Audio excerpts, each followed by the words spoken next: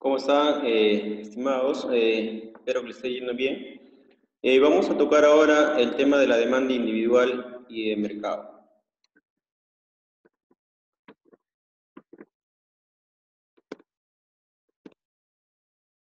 ¿Qué viene a ser la demanda individual? Cuando nosotros hablamos de la demanda individual, estamos hablando de demanda por cada consumidor, ¿no? Por parte de los consumidores, de forma individual. Es decir, lo que compra. Recuerden, la demanda es un requerimiento de bienes y servicios. Entonces, lo que compra o lo que requiere Juan, lo que requiere María, lo que requiere Alfredo, lo que requiere el Estado, lo que requieren las empresas, inversionistas, cada una de ellas es una demanda individual. Pero cuando nosotros ya hablamos de la demanda de mercado en general, ya estamos hablando de la sumatoria de todas esas demandas.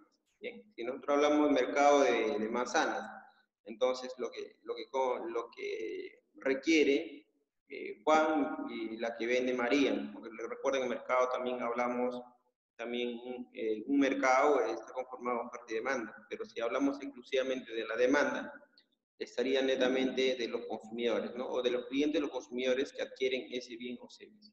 Bien, entonces, cuando hablamos ya de la curva de demanda de mercado, dice curva relacionada a la cantidad de compra de todos los consumidores de un bien en un mercado y el precio, ¿no? Entonces, siempre vamos actuando eso, ¿no?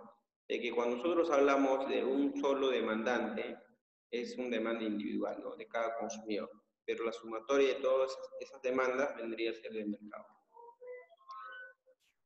Acá tenemos un cuadrito para que puedan ver. Tenemos el precio de A, la cantidad demandada de A y cantidad demandada de B y de C, ¿no? Y a un precio de un dólar, el individuo A consume 6 o demanda 6, el B 10 y el otro C, en este caso 6. Y del mercado, ¿cuál sería? La demanda en la sumatoria, un sol, la suma de todo está acá. ¿Bien? De la misma forma, por ejemplo, si fuera 6, demanda el individuo A, demanda ¿cuánto? 2. El individuo B demanda 6. El individuo C demanda 10. Sumamos 18. ¿Bien? De esa forma trabajamos en una demanda de mercado. Puede ser que en la evaluación venga para que usted pueda llenar eso, ¿no? En todo caso, un dato, ¿no?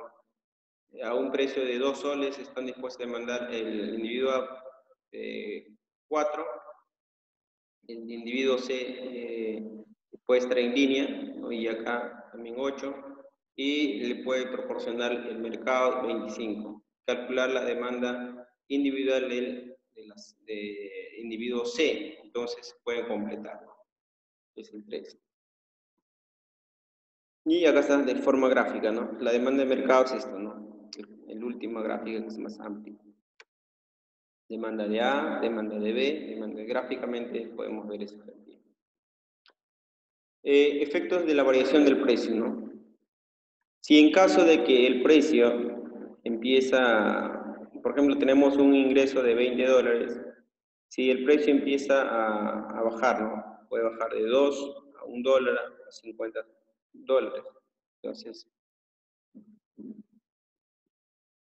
si bajan los precios, recuerden, cuando nosotros desarrollábamos la recta presupuestaria, esta curva de acá, esta curva, se desplaza, pero hace un giro. Bien, gira, ¿no? Y otra vez gira más. Cuando sigue bajando el precio, va girando. ¿Bien? Entonces, a eso se refiere. Y acá ya vemos, ¿no? La recta presupuestaria inicial es esta de acá, de 12, y luego hay otra disminución del precio, entonces ya se ubica al punto 20. Y si hubiera otra disminución hasta el punto D, se va dando un giro, esta es la restricción presupuestaria a medida que va bajando los precios. En este caso, lo que está bajando el precio es el bien de alimentos, ¿no? La que está bajando el precio de alimentos, no de vestidos, de alimentos. Ahora, esta curva de acá, entre C y B y D, ¿qué vendría a ser? La curva de precio-consumo. A medida que bajan los precios y vemos de que está aumentando. En el punto C había un consumo de ¿cuánto? De 4. En el punto B, 12. y en el punto de 20. Y luego, de acá podemos sacar la curva de la demanda, ¿no? ¿Qué es lo que observamos acá? El precio de alimentos está bajando, ¿correcto? Si baja el precio de alimentos, ¿qué sucede con las cantidades? Va aumentando. Por ejemplo, va de 4, 12 y a 20. Entonces, ahí está, miren.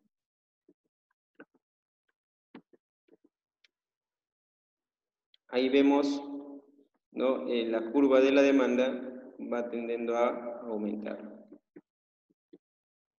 Vamos a regresar acá. Entonces acá vamos a agregarle.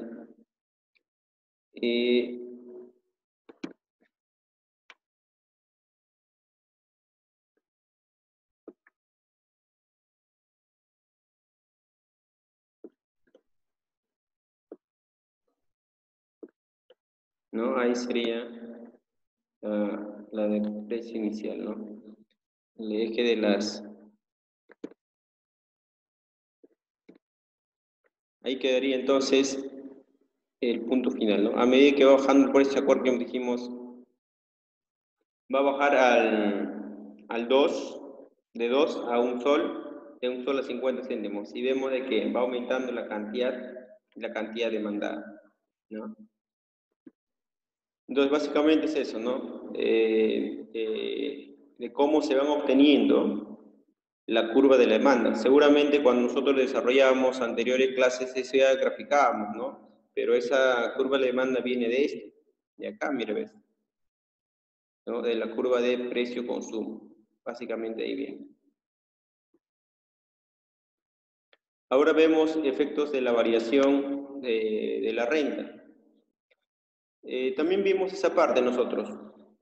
Y acá lo que vemos es este de acá, U de U1, U2. ¿Qué vendría a ser eso ahí? La curva de indiferencia, que son las utilidades.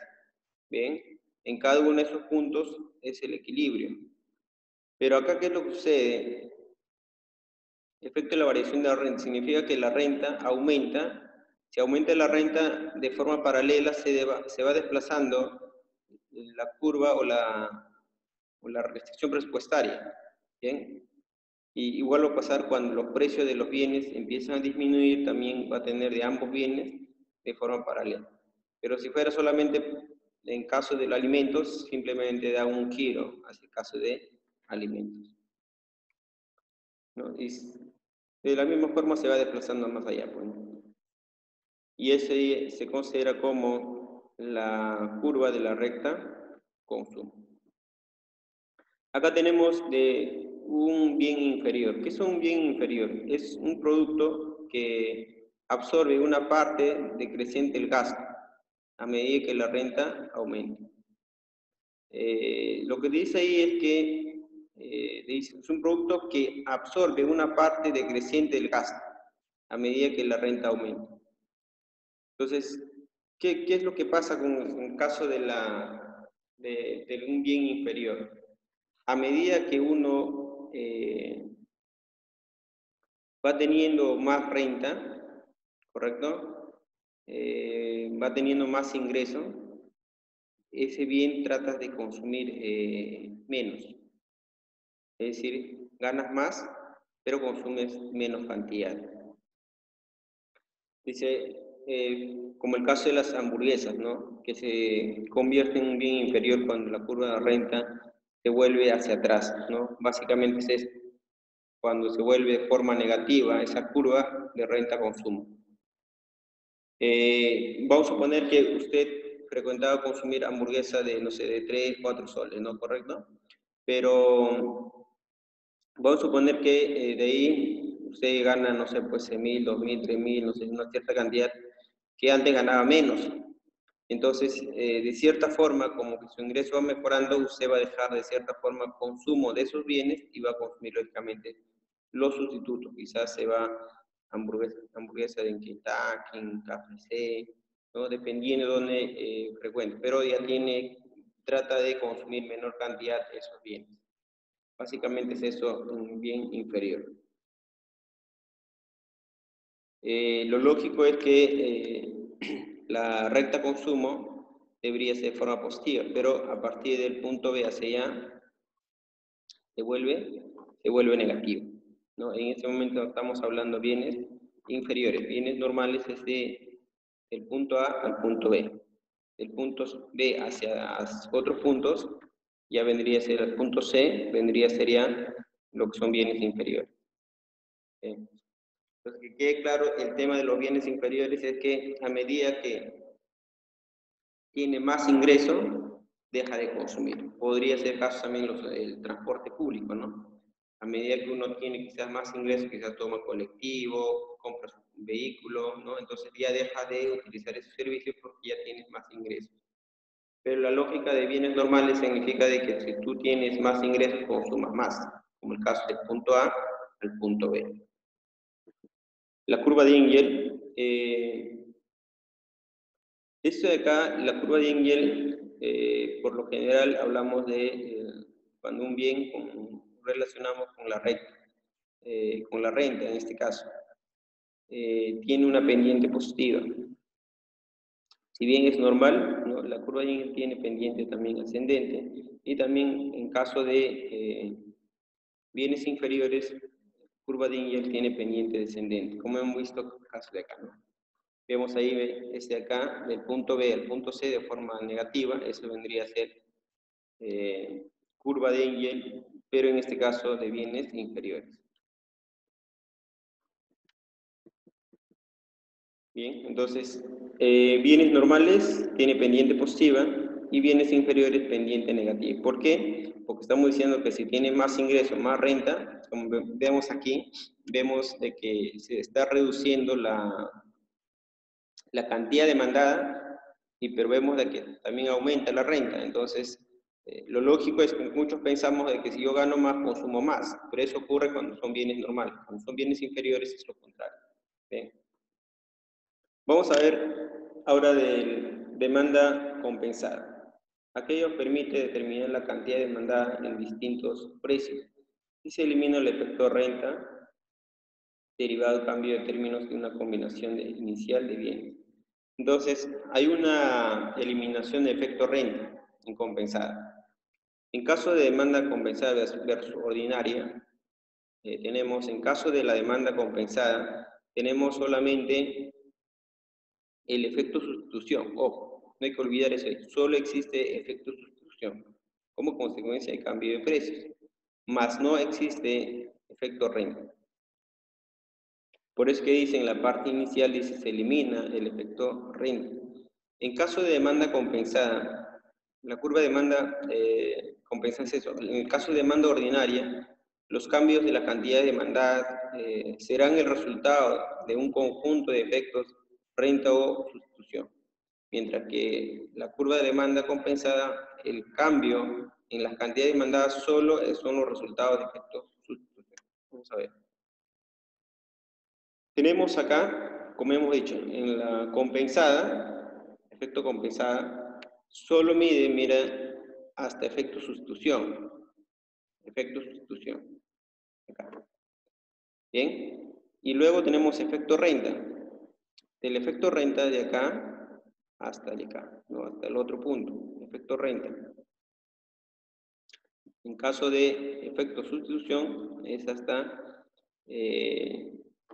primer punto nada más, cuánto está tardando de sustituir. ¿Bien? En caso de acá tomar en cuenta los bienes Giffen. Los bienes Giffen es un producto que posee una curva de demanda con pendiente positiva. Esto significa, ojo, mira, acá tener claro, en los bienes Giffen la pendiente de la demanda es positiva. Bien, en caso de bienes normales, la pendiente es negativa de la demanda.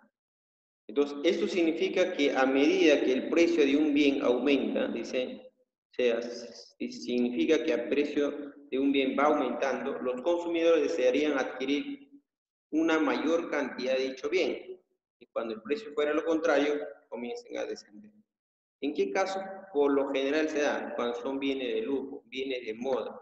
¿no? A medida que va aumentando el precio, a veces las personas tratan de comprar más de lo que es, ¿no? Es decir, cuando empieza a subir el precio, compran más. Quizás por lujo, ¿no? Para que ellos mismos quizás son los primeros que van a tener, etc. Pero eso suele pasar, son bienes, GIFEN, tienen pendiente positivo. Bien, eso es todo. Vamos detallando con más ejercicios luego el transcurso de la sesión. Bien, hasta pronto.